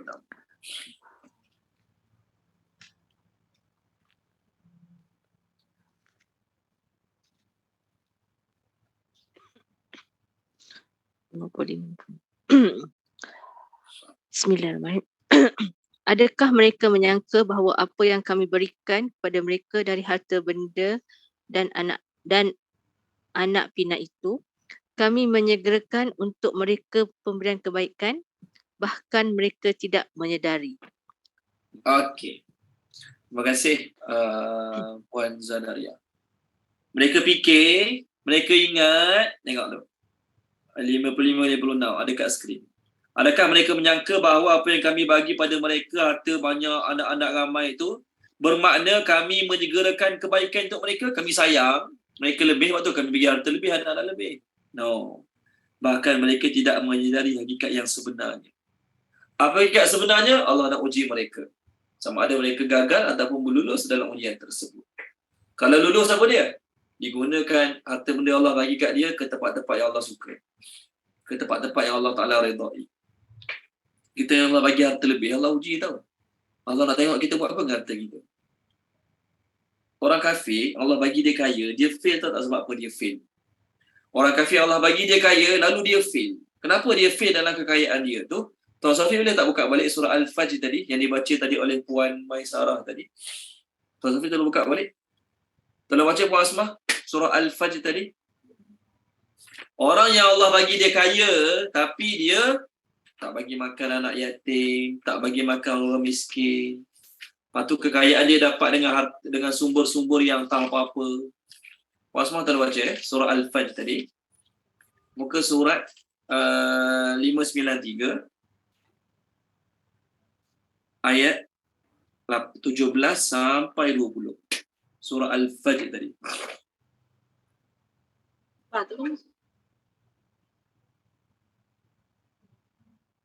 Tadi Puan Maisarah dah baca 15 dengan 16 kan. Puan Asmah tolong baca 17, 18, 19, 20.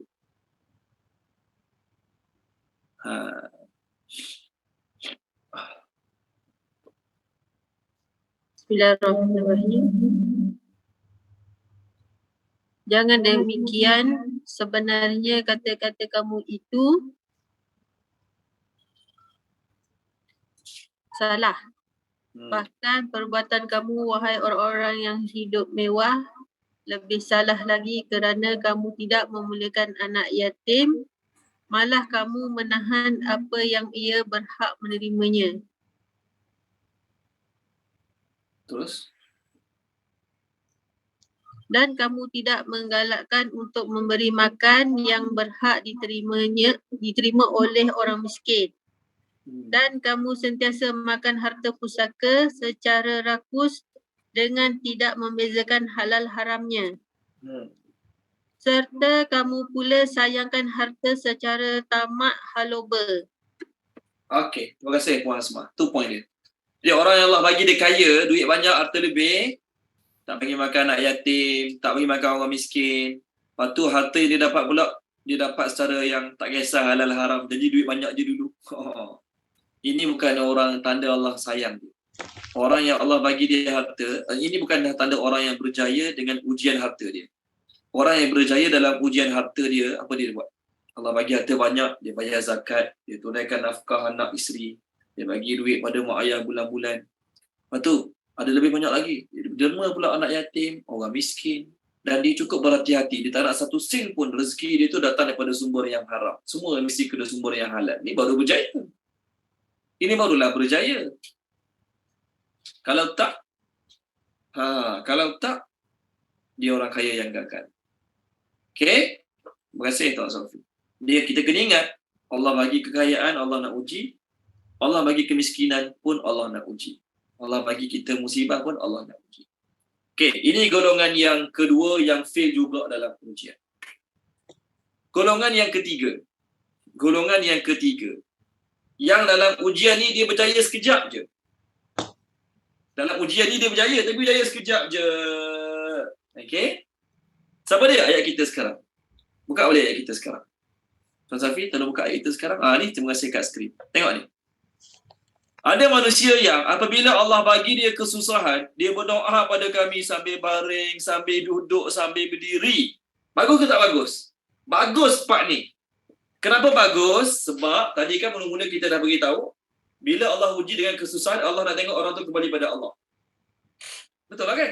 Jadi dia berjaya tak kat sini? Yes, dia berjaya kat sini. Sebab bila Allah bagi dia susah, Allah bagi dia sakit, tak cukup duit, dia tak tidur pun, ya Allah. Tidur sekejap, bangun balik, ya Allah. Masa free, ya Allah. Okey? Maksud berbaring, duduk, berdiri ni, baring, duduk, berdiri maksudnya apa? Most of the time, dia doa pada Allah. Pantang ada masa lapang. Sikit-sikit, ya Allah, ya Allah, ya Allah. Bagus ke tak bagus? Bagus. Kat sini. Tetapi, yang tak bagusnya apa dia? Lepas Allah hilangkan kesusahan tu daripada dia, tak ada dah, ya Allah. Jadi tak tercapai maksud. Tujuan Allah bagi susah, tujuan Allah bagi sakit supaya kembali pada Allah. Lepas dah kembali pada Allah, continuelah beramal tu, continuelah jadi hamba Allah yang baik tu. Teruskanlah. Tapi dia tak. Masa susah je, ya Allah, ya Allah, ya Allah. Allah pun hilangkan kesakitan. Dah tak ada dah. Allah pun bagi masalah kewangan dia selesai. Hutang-hutang habis bayar dah. Dia pun dapat kerja, hidup gaji okey balik dah. Allah dah tak ada dah. Sebab tu ayat ni Allah kata, masa kami bagi susah, dia doa pada kami sokmo. Bagus. Tu yang kami nak.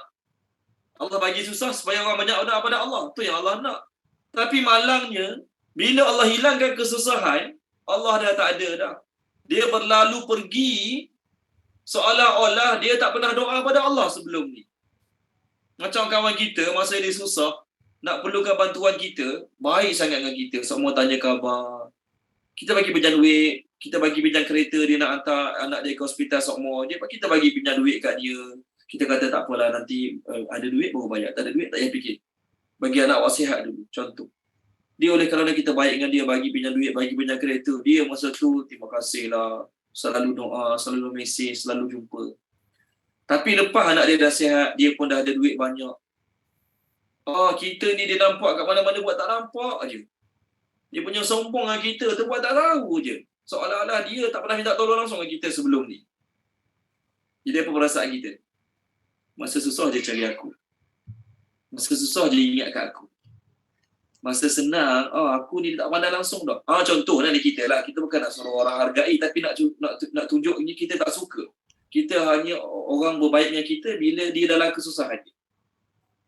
Bila dia memerlukan je dia baik dengan kita. Bila dia tak perlukan kita, dia buat dono, buat tak tahu je. Kita WhatsApp pun, mesej pun dia buat kering, buat tak nak, buat tak tahu je.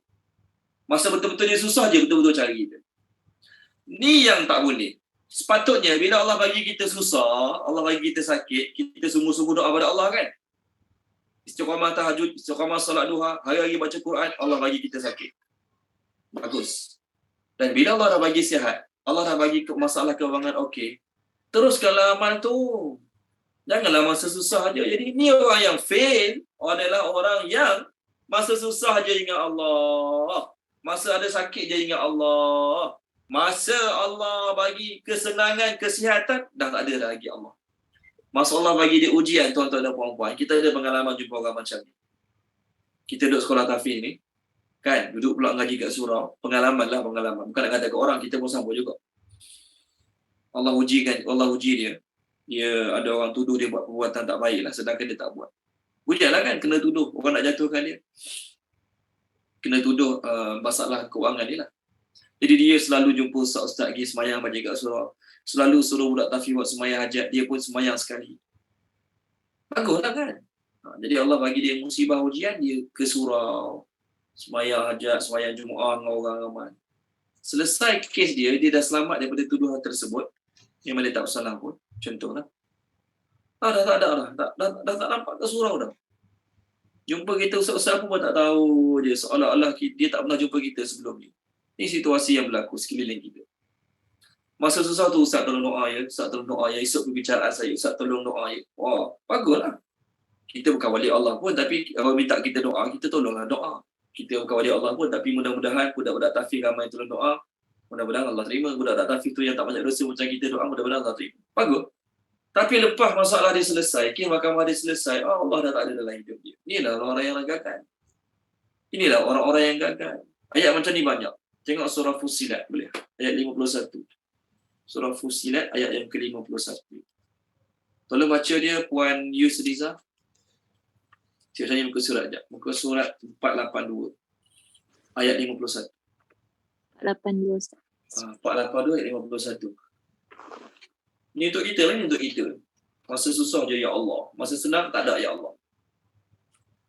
482, 51. Ya. Bismillahirrahmanirrahim.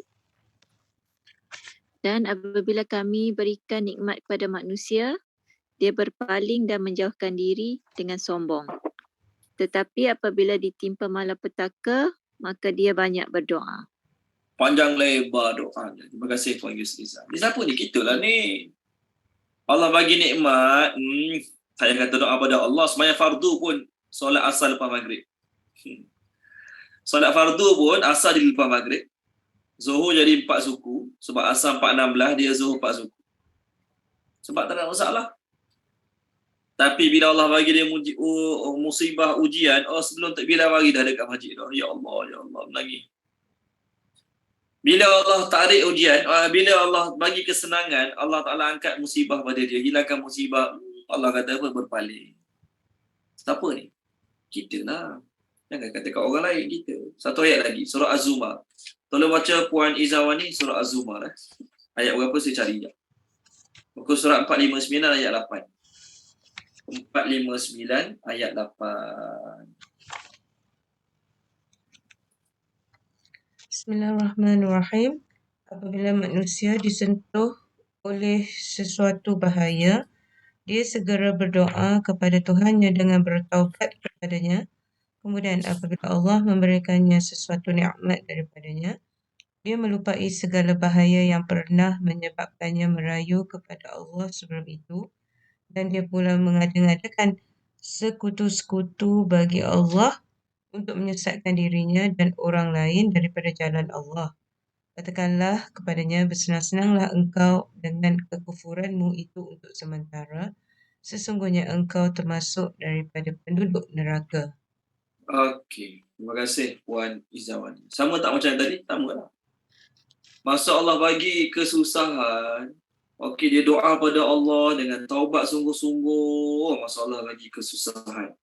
Tapi bila Allah bagi kesenangan, syirik balik. Kufur balik pada Allah Subhanahu Wa Taala. Jadi kita tak payah tengok orang, yang tengok kita lah. Kalau kita jenis masa senang, masa susah pun Allah tak ada, memang fail terus. Macam golongan pertama. Kalau kita golongan kedua, tahu Allah uji tapi salah faham. Dia kata Allah nak tengok dia masa dia susah, masa dia sakit, Allah nak tengok dia. Masa senang, masa dia kaya, Allah tak nak tengok dia. Salah. Yang ketiga pun salah juga. Maksudnya apa? Separuh je ingat Allah. Maksud separuh tu tak susah je ingat Allah. Tak senang Allah tak ada. Tuan Safi boleh tak share hadis kat skrin yang kedua? Bukan yang pertama Tuan Safi, yang kedua. Saya baru, ni yang pertama satu lagi. Tuan Safi boleh tak satu lagi? Bukan yang ni. Yang ni lepas ni. Satu lagi. Ni. Ni yang point dia. Tu. Okey. Dalam ayat ni, dalam hadis ni, hadis ni daripada Imam Muslim, daripada Suhaib bin Sinan radhiyallahu anhu. Nabi kata, ajaban li amril mu'min. Kagum sungguh orang mukmin. La yaqdillahu lahu qada'an illa kana khairan lahu. Tidaklah berlaku apa-apa keputusan bagi Allah untuk dia, melainkan semua baik bagi dia. Tengok, semua baik. Itu Allah kata apa? Jika dia ditimpa malapetaka, musibah, lalu dia bersabar, hal itu baik baginya. Apa pahala sabar? Dan jika dia mendapat kesenangan, lalu dia bersyukur, dia guna duit kesenangan dia untuk bagi orang miskin tadi, anak yatim, tunaikan hak harta benda, maka itu pun baik bagi dia. Jadi kita orang Islam, bila kita sedar, setiap masa Allah uji kita, masa senang Allah uji kita, masa susah Allah uji kita, setiap masa kita boleh dapat pahala. Setiap masa kita boleh dapat pahala. Dan keadaan seperti ini tidaklah diperuntukkan bagi seorang pun kecuali bagi orang mukmin. Orang mukmin je dapat. Orang kafir tak dapat. Kita orang mukmin, kita jangan jadi golongan kedua tadi yang salah faham. Kita kena sedar Allah bagi senang ni, Allah nak tengok ni, aku guna ke mana kesenangan aku. Allah bagi duit banyak ni, Allah nak tengok ni, aku guna ke mana duit kesenangan aku Allah bagi ni. Allah bagi duit aku banyak ni, Allah nak tengok aku ni belagak sombong tak terhadap orang lain. Allah bagi duit banyak ni, dia pandang rendah tak pada orang lain. Kalau kita pandang rendah pada orang lain, kita merasakan kita lah yang bagi orang tu senang dengan sebab duit kita. Walaupun kita duit banyak, kita sponsor yuran orang tu belajar agama, kita sponsor yuran budak tu pergi belajar luar negara. Kita kena ingat, bukan aku bagi dia senang, Allah bagi dia senang. Kita jangan kata, anak awak tu aku pun bayar, anak awak belajar tahfiz tu aku yang bayar yuran. Sedar diri sikit. Ayat kita. Kalau Allah nak jawab masa tu, Allah kata apa? Engkau kaya tu pun aku yang bagi duit. Sedar diri sikit. Kita cakap kat orang. Entah Allah bagi duit kita lebih, kita pun sponsor anak orang tu belajar agama, sponsor anak orang ni belajar tahfiz. Kita mau cakap pada mak ayah orang tu, anak awak belajar tu saya yang sponsor. Sedar diri sikit, jangan belagak sangat. Kita lah rasa kita punya duit tu. Kalau Allah nak jawab masa tu, Allah kata apa? Mu pun sedar diri sikit lah. Mu duit banyak tu aku yang bagi. Jangan fikir sebab usaha kamu, pandai meniaga kamu. Kalau aku nak buat kamu lingkup hari ni boleh lingkup. Jangan berasa bagus sangat lah. Sebab boleh sponsor you dan anak-anak orang lain belajar tahfiz, jangan rasa bagus sangat. Okay, jelas Jadi ini 3 golongan yang Allah uji. 3 fail. Golongan pertama tak ada Allah langsung. Golongan kedua salah faham. Golongan ketiga baguslah tapi separuh je bagus. Masa susah je kembali pada masjid. Masa senang dah tak lupa masjid. Dah tak jumpa masjid. Betul yang bagusnya macam mana? Yang kat skrin ni yang bagus. Yang kat skrin ni yang bagus. Masa dia susah, dia sabar, dia tahu Allah nak tengok amal dia. Masa dia senang, dia tahu Allah nak uji dia, Allah nak tengok amal dia. Sebagaimana kata-kata Hasan Basri tadi lah. Tuan Safi dah share kat skrin tadi. Siapa yang Allah uji dia dengan kesenangan, dia tak sedar Allah tengok dia. Dia orang tidak ada akal. Dan mana siapa yang Allah uji dia dengan kesempitan, dia tak sedar Allah sedang memerhatikan dia, maka dia juga tidak ada akal. Terima kasih Tuan Safi. Ini kata-kata Hasan Basri untuk kita lah ni, untuk kita. Jangan bagi untuk orang lain, tak untuk kita. Okey, satu lagi, tuan-tuan dan puan-puan, kita jangan minta ujian, tapi nak beritahu bahawasanya orang yang Allah paling sayang adalah orang yang Allah paling banyak memuji. Tuan Safi tolong share hadis boleh? Yang second last tadi. Yang second last tu. Atas dia. Bukan saya tak fokus yang bawah, yang atas. Betul dah tu, betul dah ni. Betul dah. Page ni betul dah. Bukan bawahkan sikit boleh? Kita nak nampak yang atas dia. Yang atas kali tu. 120. Bukan 121. Dia ada 2 hadis ni. Terima kasih Tuan Safi. Anas radhiyallahu anhu berkata, Rasulullah sallallahu alaihi wasallam bersabda, "Inna izamal jaza' ma'izamil bala."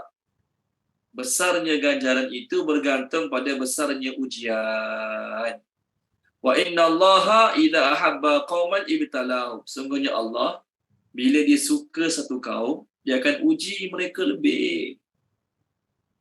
Sebab Allah nak bagi pahala sabar lebih, pahala redha lebih. Para nabi tengok, Allah sayang para nabi kan, tapi ada kena potong kepala dengan gaji. Kena bunuh, kena bakar para nabi. Walau nabi orang paling makhluk yang Allah paling sayang, para nabi. Tapi semua hidup senang lenang ke? Ya, ada nabi yang kaya yang senang, Nabi Sulaiman, Nabi Daud, betul. Ada nabi yang senang, yang kaya. Tapi kebanyakan para nabi Allah uji dengan ujian yang macam-macam. Nabi Muhammad pun orang tengah sembahyang, orang baling unta, orang bagi racun, orang kena luka pipi masa peperangan. Bukanlah kata orang yang Allah sayang tu Allah Ta'ala tatang bagai tatang minyak penuh. Macam ayat Melayu lupa dah. Macam anak raja kena jaga, bukan. Tapi Allah uji tu kena sedar lah. Allah nak tengok kita redha tak redha, sabar tak sabar. Maka Nabi kata, faman radiya falahu ridha. Siapa yang redha atas ujian tu, maka dia dapat keredaan Allah. Wa man sakhita, marah. Kenapa aku ni jadi susah? Aku ni jaga semayang aku ni, tapi Allah bagi susah kat aku. Kenapa? Marah. Falahus sakhatu. Maka dia pun dapat juga kemurkaan Allah Subhanahu wa ta'ala. Terima kasih Tuan Safi share kat skrin. Bukanlah maksud saya doa pada Allah, ya Allah lama tak kena uji ni ya Allah. Tak sayang aku ke ya Allah, uji sikit. Jangan minta macam tu. Jangan. Kalau kita tengah senang pun kita diuji juga. Jadi gunakan kesenangan Allah bagi kita ke tempat-tempat yang Allah Ta'ala suka. Ke tempat-tempat yang Allah Ta'ala redha. Okey, cukup tajuk ni. Cukup untuk tajuk inilah. Jadi tajuk ayat kita sekarang ialah sifat manusia, karenah manusia bila diuji. Ataupun tajuk kita malam ni boleh dikatakan hikmah dalam ujian. Jadi bila Allah uji kita, apa sebab dia? Allah nak bagi pahala sabar, Allah nak bagi pahala redha, Allah nak ampunkan dosa-dosa, Allah nak tengok kita kembali tak pada Allah. Kita terengadah tak lepas Allah buat kita tergantung. Tu point dia. Okey, sama ayat seterusnya. Ayat 13 hingga 14. Wa dan laqad demi sesungguhnya ahlakna kami telah membinasakan al-qurun umat-umat. Al-qurun umat-umat. Min daripada qablikum sebelum kamu. Qablikum sebelum kamu. Lama apabila ataupun tak sekala. Lama apabila boleh, tak sekala boleh. Zalamu, mereka berbuat zalim. mereka berbuat zalim. Wa dan ja'athum datang kepada mereka, ja'athum datang kepada mereka, rusuluhum rasul-rasul mereka, rusuluhum rasul-rasul mereka, bi dengan al-bayyinat bukti-bukti, al-bayyinat bukti-bukti, wah dan ma tidak kanu adalah mereka liyu'minu akan beriman, liyu'minu akan beriman. Kazalika seperti itulah najzi kami membalas, najzi kami membalas al-qauma kepada kaum, al-qauma kepada kaum, al-mujrimin yang berdosa, al-mujrimin yang berdosa. Terjemahkan dia, Puan Norazilah, terjemahkan. Auzubillahiminasyaitonirrajim. Dan demi sesungguhnya kami telah membinasakan umat-umat daripada sebelum kamu apabila mereka berbuat zalim dan datang kepada mereka rasul-rasul mereka dengan bukti-bukti dan tidak adalah mereka akan beriman. Seperti itulah kami membalas kepada kaum yang berdosa. Suara lain Puan Norazilah, suara lain nampak. Sakit tekak ke demam ke? Tak demam tapi sakit tekak lama dah ni. Okay. Semoga Allah sembuhkan insya-Allah. InsyaAllah, amin. Macam orang berbalik umrah juga sakit tekak dia. Ya. Okey, baik. Ujian. Okey, masya-Allah Tuan Sofi dia terus amalkan begitu tau. Okey, semoga Allah sembuhkan Puan Norazilah insya-Allah. Okey, baik. Ayat ni Allah nak beritahu apa dia? Ada golongan-golongan yang Allah Ta'ala telah azabkan. Kan tadi kita bincang, Allah bagi susah, nak suruh kembali pada Allah. Tapi Allah bagi susah pun tak kembali pada Allah juga. Last kali pun Allah binasakan terus, senang. Maka Allah kata, semua orang yang Allah Ta'ala telah binasakan tu Allah tak zalim. Semua orang sebelum ni, kaum-kaum yang Allah Ta'ala telah binasakan sebelum ni, Allah tak zalim. Kenapa Allah tak zalim? Allah kata, kampung-kampung yang kami telah binasakan, kami hantar Rasul dulu. Bukannya Allah Ta'ala tengok dia orang buat salah, buat kafir, buat salah, buat kafir, pum tu azab. Tak. Allah tengok kaum tu kafir, kufur, syirik pada Allah. Apa Allah buat? Kerana Allah sayang. Allah hantar Nabi dulu. Allah hantar Rasul dulu. Jadi bila Allah hantar Nabi, Allah hantar Rasul, lepas pada tu, mereka tak nak beriman juga, barulah Allah azab. Zalim tak zalim. Belajar baru masuk sekolah tahfiz saya.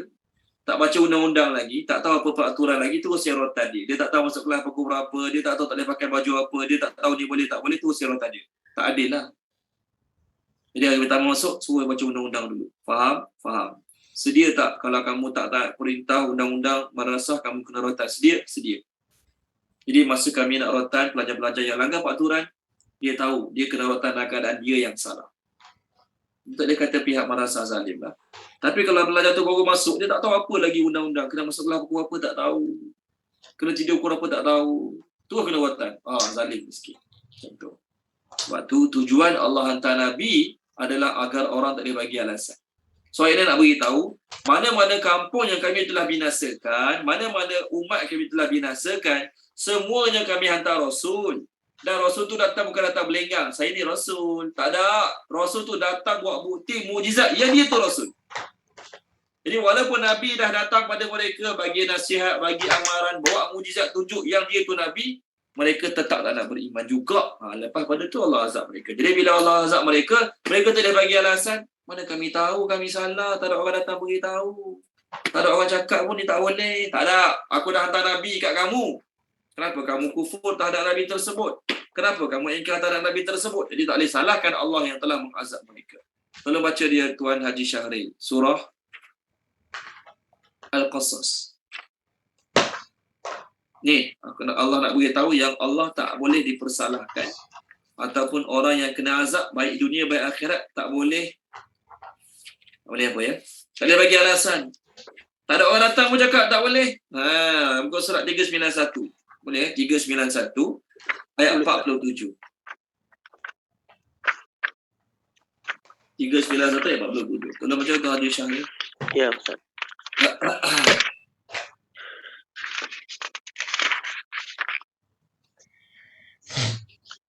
Ayat 47 ya Ustaz. Bismillahirrahmanirrahim. Dan agar mereka tidak mengatakan ketika azab menimpa mereka disebabkan apa yang mereka kerjakan. Ya Tuhan kami, mengapa Engkau tidak mengutuskan seorang Rasul kepada kami agar kami mengikuti ayat-ayat Engkau dan termasuk orang mukmin. Terima kasih Tuan Haji Syahri. Kenapa Allah hantar para Nabi beserta mukjizat, bukti keterangan supaya agar ketika mana Allah nak azab mereka dengan sebab dosa mereka, mereka tak boleh kata, Ya Allah, kenapa tak hantar Rasul pada kami? Kalau hantar Rasul pada kami mesti ikut Rasul tersebut dan kami akan jadi orang beriman. Mereka tak bagi alasan macam tu, tak boleh. Maka Allah kata, kalau mereka bagi alasan tu macam ni, tu aku nak beritahu. Tu aku hantar Nabi kat kamu. Aku suruh Nabi tu buat kitab. Aku siap bagi mukjizat lagi pada Nabi tu. Kamu tak boleh bagi alasan. Tak ada orang datang beritahu. Tak ada orang datang cakap ni tak boleh. Tak ada orang datang beritahu kat kami jangan buat macam ni. Tak ada orang pun datang. Kalau Allah tak hantar Nabi tu Allah azab, ya tu zalim. Tapi Allah dah hantar Nabi. Nabi tu dah beritahu jangan. Ni kena buat, ni tak boleh buat. Ni bukti aku ni Nabi. Tak nak terima juga. Maka Allah kata mereka tidak akan beriman. Ayat kita sekarang kan. Seperti itulah kami memberi balasan pada orang-orang yang zalim. Satu ayat lagi last. Habis muka surat ni senang. Summa kemudian ja'alnakum, kami jadikan kamu. Ja'alnakum, kami jadikan kamu. Khalifah. Maksudnya pengganti-pengganti terhadap kaum-kaum tersebut. Fil ardi, bumi. Ini daripada ba'dihim, sesudah mereka. Ni agar ataupun supaya. Nanzura, kami melihat. Kaifa, bagaimana ta'malun, kamu beramal. Tuan Safi terjemahkan ayat tak ke kita ni, Tuan Safi? Kemudian kami jadikan kamu khalifah di bumi daripada sesudah mereka. Kami melihat bagaimana kamu beramal. Okey, terima kasih Tuan Safi. Lepas Allah binasakan kaumku dulu kan, kaum Nuh Allah binasakan, kaum Ad Allah binasakan, Allah ganti generasi baru. Sampailah kita termasuk juga khalifah, pengganti umat-umat terdahulu yang mewarisi bumi daripada mereka. Jadi apa tujuan Allah jadikan kita khalifah? Apa tujuan Allah Ta'ala jadikan kita khalifah? Allah nak tengok bagaimana kita beramal. Allah nak tengok kita beramal masa susah saja ke? Tak. Masa kita senang, tak ada masalah keuangan, tak ada masalah kesihatan, pun Allah nak tengok kita beramal. Jadi inilah ujian. Allah uji kita dengan kesenangan. Allah nak tengok macam mana amal kita masa kita senang. Pergi masjid tak masa senang? Ke masa susah je pergi masjid? Allah nak tengok amal kita masa kita susah. Selalu tak doa pada Allah masa susah. Jadi dunia ni tempat ujian, tuan-tuan dan puan-puan. Allah jadikan kita khalifah bukan sekadar nak bangga. Kamilah manusia terbaik, makhluk terbaik, umat Nabi paling baik. No, Allah jadikan kita khalifah, pengganti pada umat-umat terdahulu, pewaris dunia bagi umat-umat terdahulu.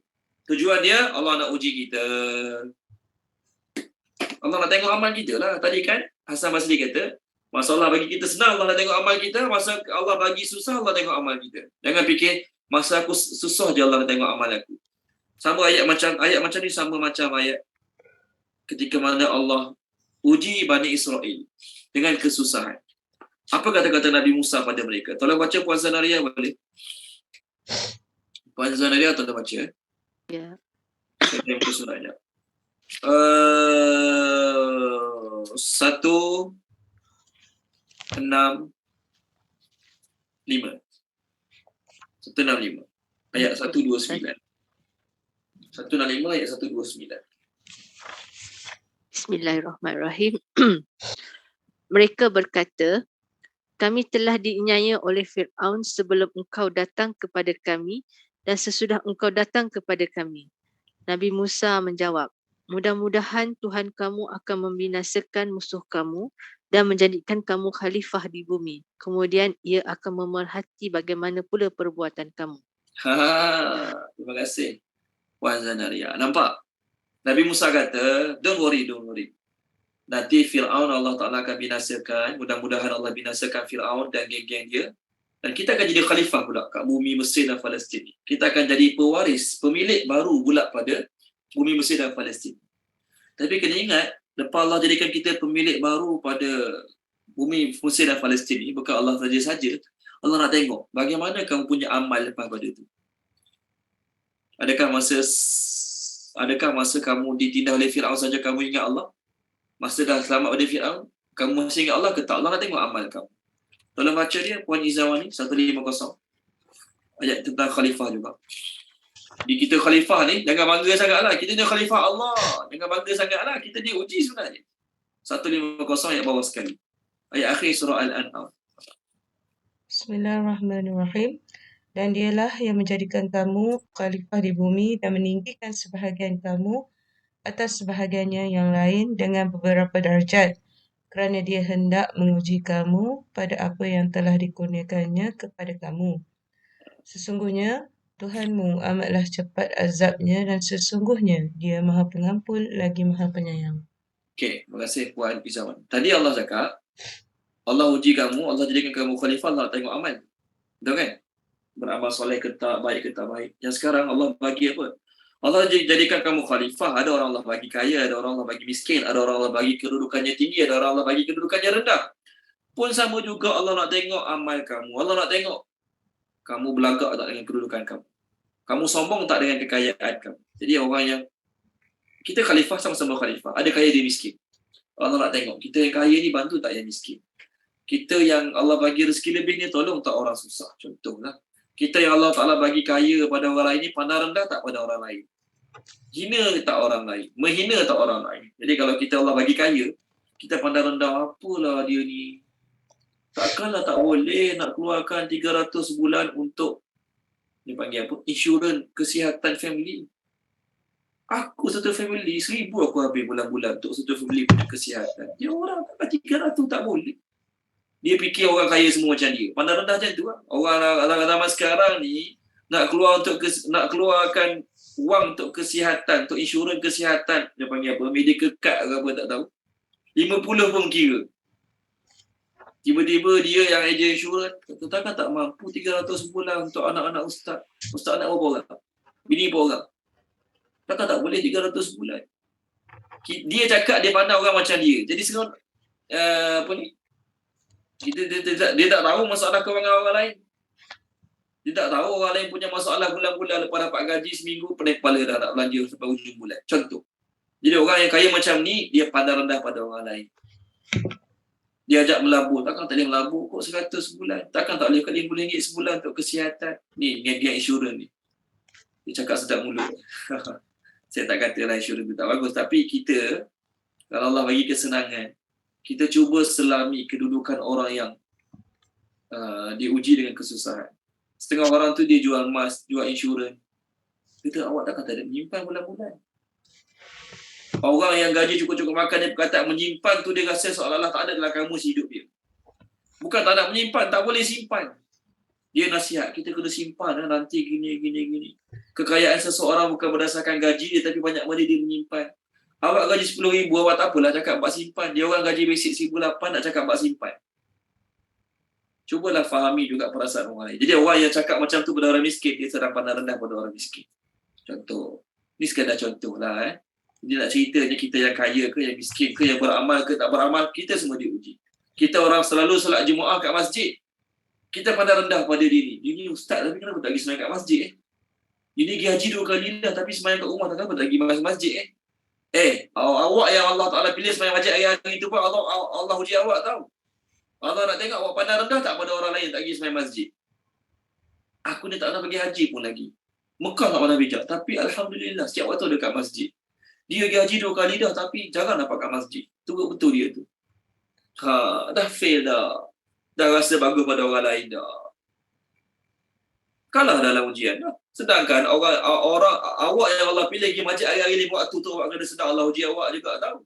Jadi bila awak rasa lagi baik pada orang, awak dah fail. Allah pilih awak pergi solat waktu 5 waktu kat masjid tu nak suruh bersyukur. Bukan nak suruh pandang rendah pada orang lain. Okey, last. Hadis last. Sorry. Tolong share Tuan Sofi boleh kat skrin. Dia hadis last lah tentang ayat kita sekarang. Saya tak share lagi sekejap malam ni kita banyak share hadis. Terima kasih Tuan Sofi. Tentang ayat kita sekarang ni lah, Allah suruh kita takut dengan dunia yang Allah Ta'ala jadikan sebab ujian bagi kita. Boleh Tuan Sofi share kat skrin. Ayat tu hadis akhir lah tu. Kita jumpa minggu depan pula. Tengok, hadis daripada Imam Muslim. Nabi SAW bersabda. Nabi kata, Inna dunya hulwatun khadiratun. Dunia tu cantik, hijau, comel. Kita panggil evergreen. Manis, hijau. Cantik. Tengok, cantik, suka memandang. Wa inna allaha mustakhlifakum fiha. Wa inna allaha mustakhlifukum fiha. Allah menjadikan kamu khalifah pada bumi tersebut.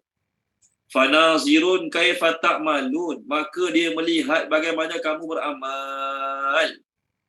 Maka Allah pesan pada kita semua, fattaqud dunya wattaqun nisa. Takutlah kamu pada dunia. Sebab ramai dah orang fail dengan sebab gila dunia, cinta dunia. Ustaz ke tak imam ke sama juga. Cari dunia banyak sangat sampai semayang tunggal langgang contoh.